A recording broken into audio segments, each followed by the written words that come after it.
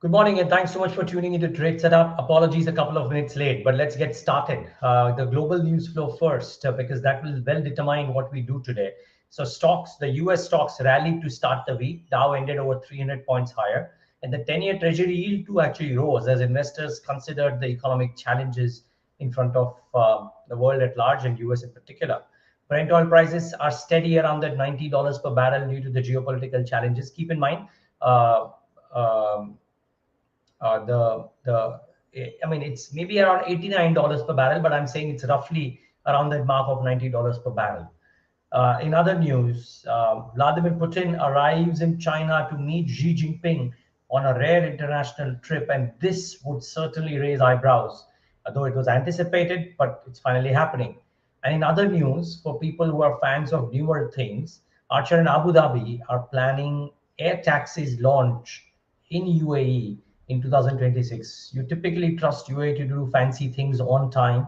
You might well see air taxis happening there in the next 2 years or 3 years. That will be something to watch. Okay, US markets, like I said, ended higher, which is great. The yields though moved up 4.71 the last time I checked, and 4.72 as of 7:30 a.m. Volatility 18. That's okay. Dollar index steady at 106, so no complaints thereof as well. But the yields, which had gone down all the way to 4.56, are now around 4.72. So they have risen a little bit. The gift nifty, well, flattish currently, but let's wait and watch how the day shapes up. So what's the trade setup for the day to my mind? Well, closing above the 19,700 mark to in a volatile session is positive.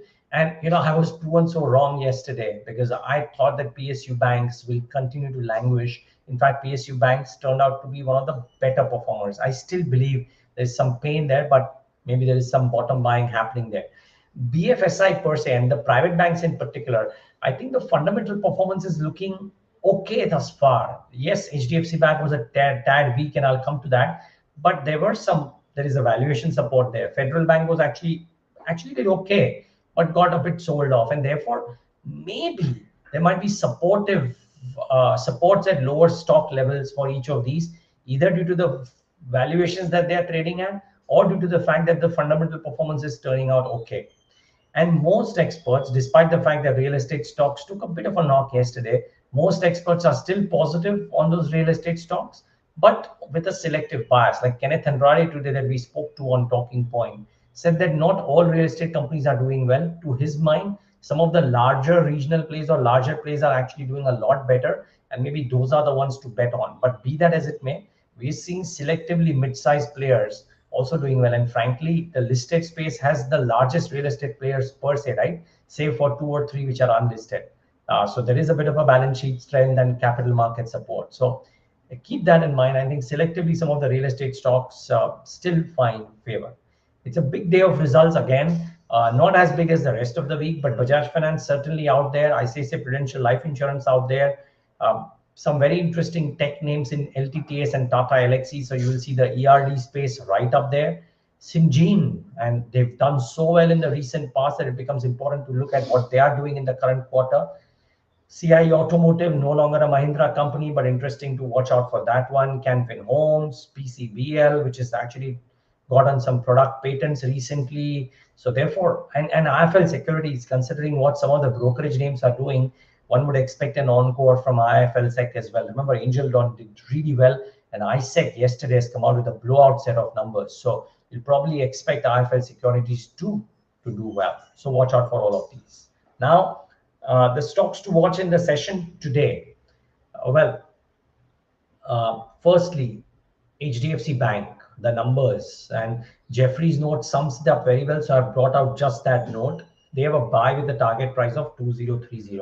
They are saying that the first merge financials for Q2 were a tad weaker on core front, and you would expect some of this to happen after that analyst meet that HDFC Bank held and gave a bit of a surprise to the street, because of which the stock had corrected 4% last month. So you expected there to be some weakness, but yes, the numbers were a tad weaker on the core front. The NIMs in particular were a tad lower, partly compensated maybe by higher other income and a tax refund.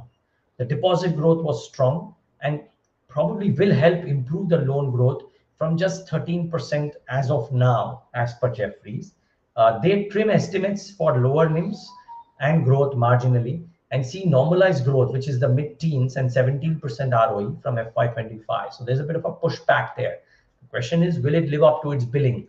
Remains to be seen. But on the valuation front, frankly, I don't think there would be a valuation derating. Now, HDFC Bank from the current levels would go down if the earnings show a bleaker picture in quarter 3 and quarter 4.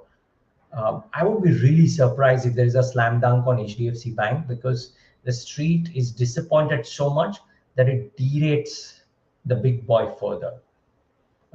Consensus estimates are much higher on the price target for HDFC Bank, but they've been for a while. They were higher at 1600. They're higher at 1527. Let's see what the stock does today.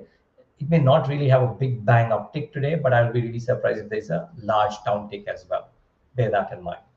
ISEC, very good set of numbers. Revenues up 44%, net profit up 41%. And frankly, on a lot of counts, ICICI Securities just did really, really well. And therefore, you've got to be mindful of that the numbers were extremely strong for this stock in the performance. In fact, the retail brokerage revenue by 42%, yes. MTF income grew 50%, which is 28% higher than most estimates for ICICI Securities. And institutional broking revenue, including allied revenues, was higher by 147%. YOY. That is quite something. So IB revenue is 262%. So interim dividend of 12 rupees per share. You couldn't find a fault with ISEC, to be honest, as you couldn't find a fault with Angel. And I would suspect that ISEC, which is a lot more cheaper on the valuation front, could see a bit of an uptick today. So watch out for ISEC. Watch out for CET. The margin performance was stellar. So revenue is up 5.4%, 3,053. The estimates were 3,044. So that was in line. But look at the EBITDA and the margin performance. EBITDA up 124%, margins 14.93% versus 7%. Blowout margin performance. It's the 5th consecutive quarter of sequential margin expansion. That is quite something. In a period of time when crude prices are doing what they are doing and commodity supply chains are a bit disrupted, CET does 5 consecutive quarters of margin expansion. That's quite something, really. Net profit, therefore, at 207 crores versus estimated 179 crores. I have no doubts that CET could actually see a good day today. I'll be really shocked if the stock doesn't have a decent outing today. I'm not talking about how much will it go up. I'm not in the business of saying the stock should be bought or sold or the target prices are higher. I don't give targets, but just looking at the performance, I think the stock should get rewards from the markets today. So watch out for CET. Sign DLM, it's an expensive stock, but the numbers look okay. Revenues up 71%. Yes, margin had a bit of a downtick today, and you have to admit that the margin performance was very, very disappointing. Degrowth in order book as well due to seasonality in aerospace and defense. So, and DLM has some direct and indirect exposure to countries in the current geopolitical conflict. So all of that are a problem. But revenues up 71%, net profit up 106%. Not too many faults that you can find. I mean, higher employee expenses leading to this big margin downtick, and the gross margins too were a bit lower. So all of that leading to the margin performance bad, and the PAT was up 106% because of higher other income. So keep that in mind. But net, you can't find a fault with the growth numbers of Sign DLM. Geo Financial Services revenues were okay. Net profit was higher, but there were a lot of one-off anomalies, and therefore I'm not quite bringing it out here because it's difficult to pencil what the stock will necessarily do today.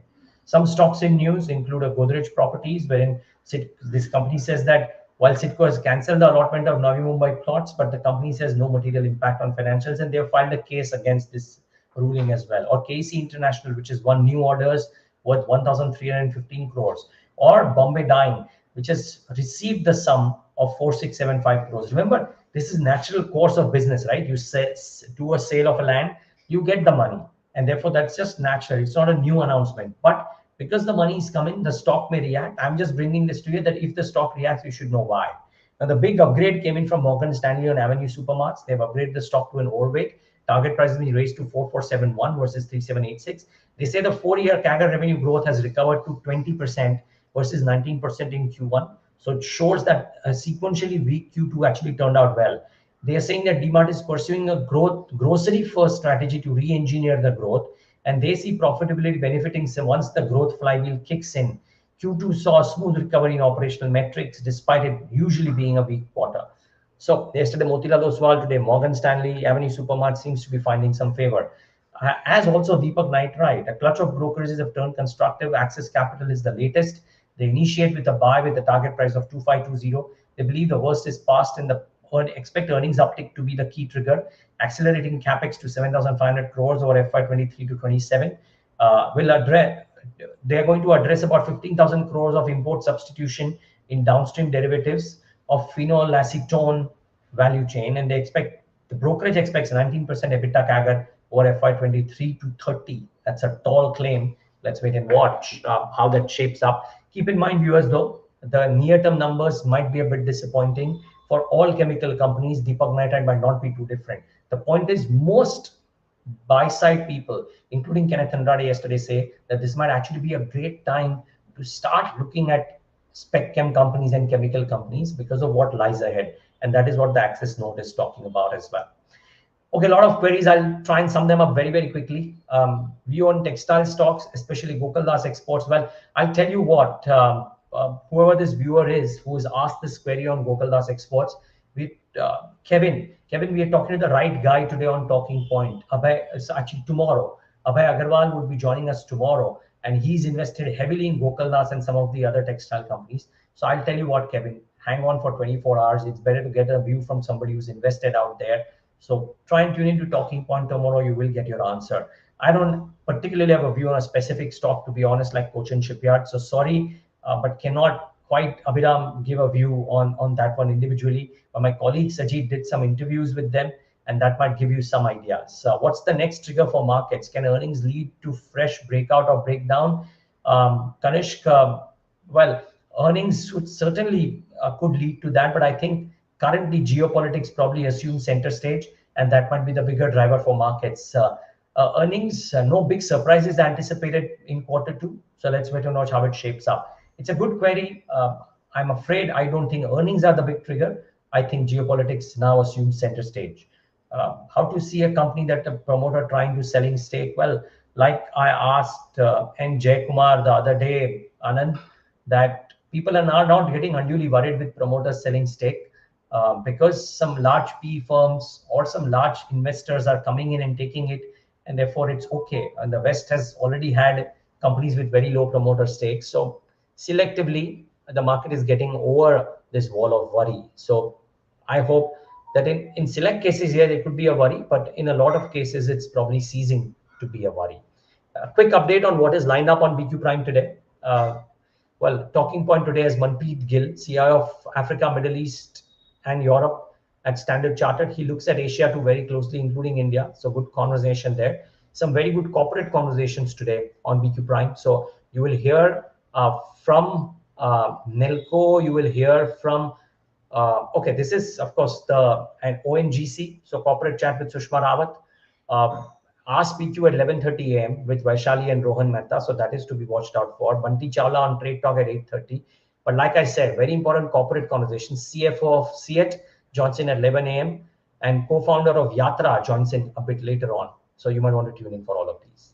Thanks so much for tuning in to the Trade Setup.